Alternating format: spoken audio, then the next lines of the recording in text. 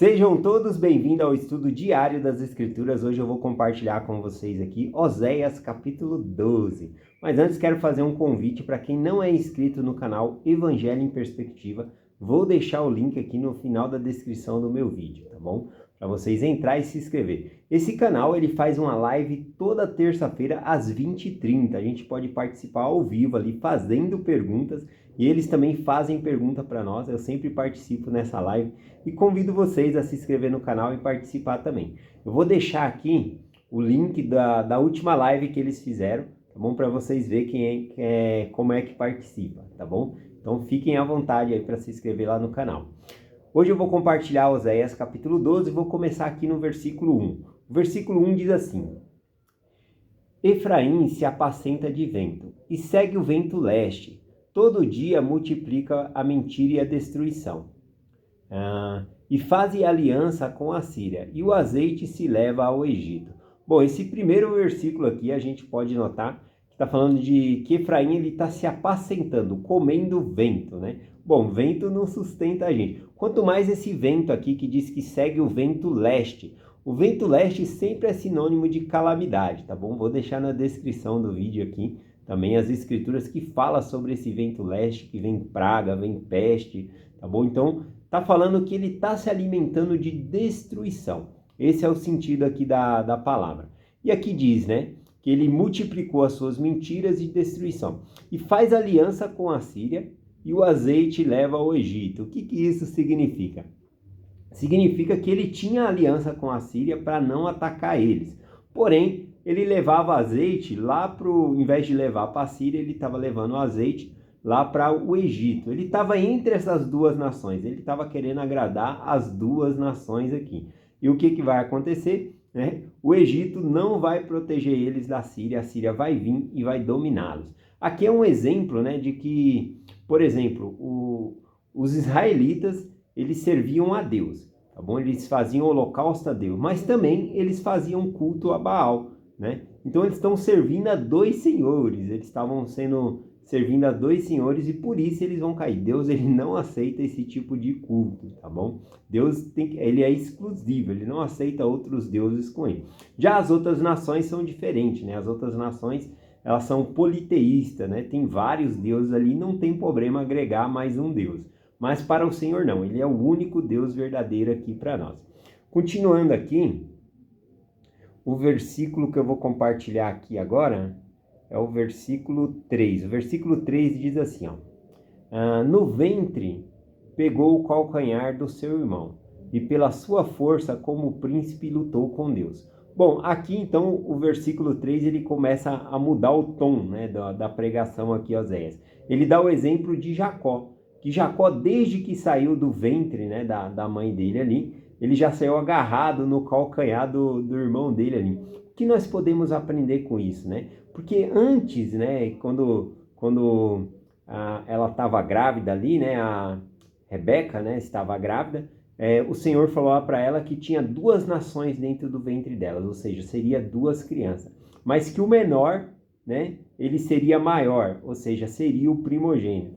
E a gente vê aqui que no caso Esaú nasceu e logo em seguida nasceu agarrado ao calcanhar ali Jacó, tá bom? O que isso significa também, né? Significa que antes mesmo de nascer, Jacó, ele tinha escolhido servir ao Senhor e ele estava aqui para buscar a bênção de ser um primogênito, de voltar à presença de Deus, de fazer convênio com Deus, tá bom? Então, aqui a gente observa que antes de nascer ele já é um sinal, né? Esse que diz que ele nasceu agarrado aqui ao calcanhar do seu irmão é um sinal de que ele havia escolhido o Senhor já antes de nascer e ele queria essa bênção. E a gente vê na vida de Jacó o quanto ele lutou para conseguir essa bênção aqui, né? E a gente vai vendo aqui. Aqui fala também no versículo 3, dizendo: pela sua força como o príncipe lutou com Deus. Esse lutou com Deus aqui, tá bom? Não é lutar fisicamente, não dá para lutar com o Senhor fisicamente. Esse lutou aqui com Deus significa então que ele lutou junto com Deus ao seu lado, né? E aí esse é o sinônimo também do significado de Israel. né? Aquele que luta com Deus, mas não aquele que luta contra Deus. Ninguém consegue lutar contra Deus, tá bom? Então, o significado aqui é aquele que luta junto com Deus. E aí, então, ele consegue, né, a bênção dele. Vamos continuar lendo aqui, ó. O versículo 4 diz assim, ó. Como o príncipe lutou com o anjo. Esse anjo aqui é o Senhor, né? O anjo Senhor. E prevaleceu, chorou e lhe suplicou. E em Betel achou ali e falou convosco, né? Bom, aqui então, quando fala que ele se tornou um príncipe, foi o nome dele que mudou. O nome Israel, que ele vai receber aqui como um novo nome, tá bom? Significa também aquele que luta com Deus, mas também significa príncipe, o príncipe que prevaleceu. Eu gosto muito do último significado que o presidente Nelson trouxe também, né? Dizendo que Israel significa deixai que Deus prevaleça. Eu gosto muito desse significado aqui também. Mas lutar aqui com Deus, eu peguei no hebraico aqui a tradução original, também significa aqui governar, né? Ou seja, Deus fez ele governante, tá bom? É isso que significa, ele pegou o papel de governante ali. Ou seja, Deus constituiu ele como líder. Agora, interessante que no versículo 4, diz que ele lhe suplicou aonde? Em Betel. Betel significa, né, em hebraico, a casa de Deus, ou seja, no templo. É no templo que você vai ganhar um novo nome do Senhor e que você vai fazer convênio com ele para você se tornar um governante, né? O Senhor quer que você seja um governante. É esse o sentido aqui do versículo. Vamos continuar aqui lendo mais alguns versículos. O versículo 5 diz assim: a saber, o Senhor, o Deus dos exércitos, o Senhor é o meu memorial, né? Então aqui quando fala a saber, o Senhor Deus, né? O Senhor dos exércitos é o Senhor é memorial. Aqui está falando memorial de lembrança. O próprio nome do Senhor é o próprio memorial, tá bom? Que vai fazer a gente se lembrar dele. Também esse memorial aqui, ele está significando que vai ser eterno, né? O nome de Deus é eterno também. E aqui a gente aprende uma coisa bem interessante, sobre a recompensa, tá bom? Será que a gente serve a Deus por causa da recompensa ou por causa do Senhor? Eu coloquei umas frases aqui, por exemplo, eu amo a provisão ou o provedor, né? Porque o Senhor é nosso memorial. Aqui, esse significado do versículo 5 significa que a nossa recompensa é o Senhor e não as bênçãos que Deus nos dá, né? Então, ou seja, eu sirvo a Deus na igreja ou guardo os mandamentos não por causa das bênçãos que eu vou receber de Deus, mas o próprio Deus é a minha bênção. Você já parou para pensar que quando você obedece os mandamentos de Deus, o Espírito de Deus está contigo? Então esse é a sua real recompensa, né? Ter o Espírito de Deus contigo. E com certeza, né? Voltar a viver com Ele para sempre. Essa é a nossa recompensa. A outra frase, né? Significa que a gente ama a doação ou o doador? Com certeza o doador, né? A gente quer estar junto com o provedor. Não por causa da provisão que ele nos dá, por causa das bênçãos, mas por estar com ele. O versículo 6 diz assim: tu, pois, converteste ao teu Deus, e guarda a benevolência e o juízo, e em teu Deus espera sempre, né? Eu gostei da parte aqui, que em teu Deus espera sempre, ter sempre confiança em Deus. O versículo 7, né, Oséias ele vai trocando de pregação aqui, ao mesmo tempo que ele começa a falar aqui de Jacó, aí ele volta para Israel, Efraim, né? Quando ele fala Efraim, significa Israel aqui.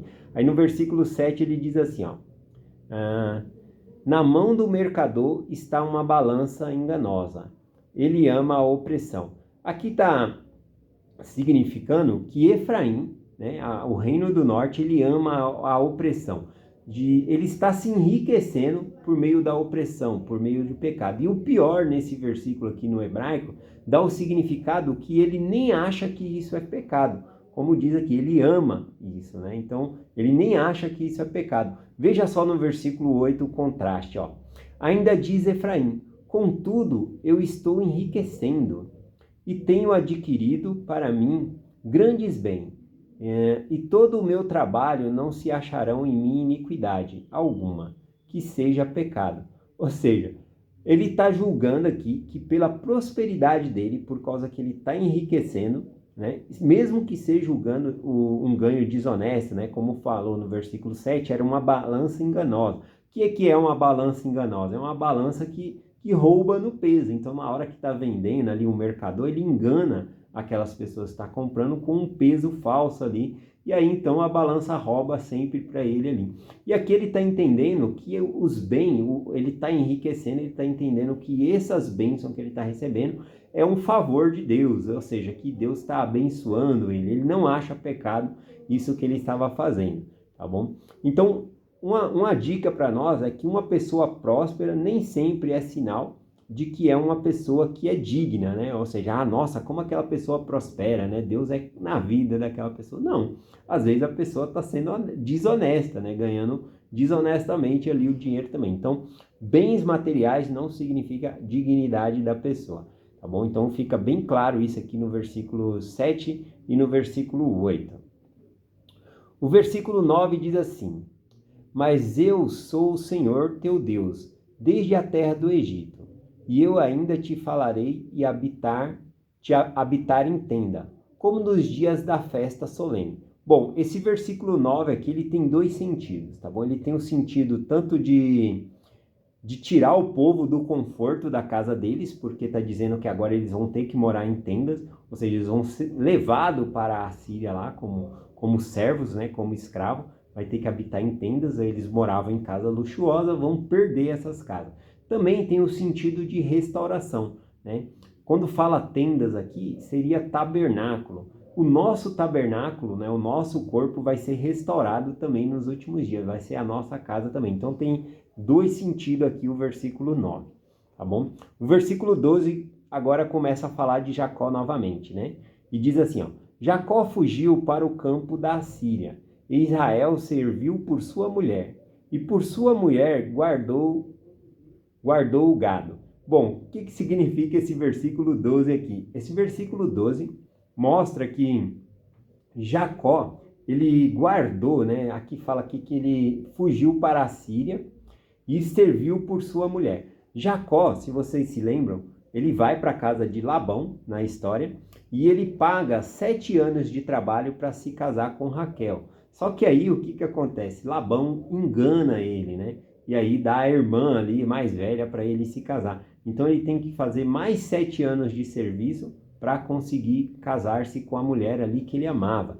Mas isso aqui está no versículo 12 para mostrar que Jacó, ele era perseverante, né? Ele não desistia daquilo. Então ele guardou o gado ali, o gado prosperou na mão de Jacó, por enquanto ele cuidava do rebanho do sogro dele ali, tá bom? Prosperou, porque ele era uma pessoa perseverante, né? Ele buscou aquilo que ele queria. E assim, esse aqui é um ensinamento de como nós devemos buscar as bênçãos para a nossa vida, as bênçãos da eternidade. Então, se você quer entrar no templo, não desista, faz as metas, corre atrás, vai atrás do templo, né? Então o versículo 12 fala sobre isso, né? Jacó fugiu para o campo da Síria, Israel serviu por sua mulher, e por sua mulher guardou o gado. Então tem tanto o significado da casa de Israel como de Jacó aqui, né? Ou seja, Jacó, ele é um exemplo para nós. Desde criancinha ali já nasceu agarrado no calcanhar do irmão, né? Querendo, né, fazer convênio com o Senhor.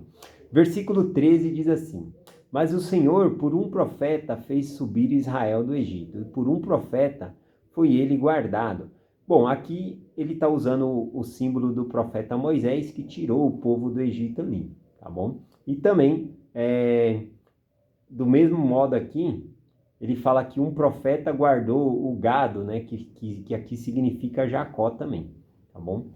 Então, esse capítulo é bem curto, o versículo 14 aqui para finalizar, diz assim, ó: Efraim, porém, muito se amarguramente se irou, portanto deixará ficar sobre ele o seu sangue, e o Senhor lhe recompensará o seu opróbrio. Então, aqui diz mais uma vez, né, que em vez de ter gratidão, né, aqui no caso Efraim, ele demonstrou uma ingratidão ao Senhor, tá bom? Ele deixou, né, de ficar com o Senhor e adorou outros deuses. Aqui quando diz a frase, né, sobre o seu sangue significa a sua culpa. Ele era culpado e por isso que ele ia ter que ser levado para a Síria, tá bom? É essa a mensagem que eu compartilho hoje com vocês, em nome de Jesus Cristo. Amém. Até amanhã.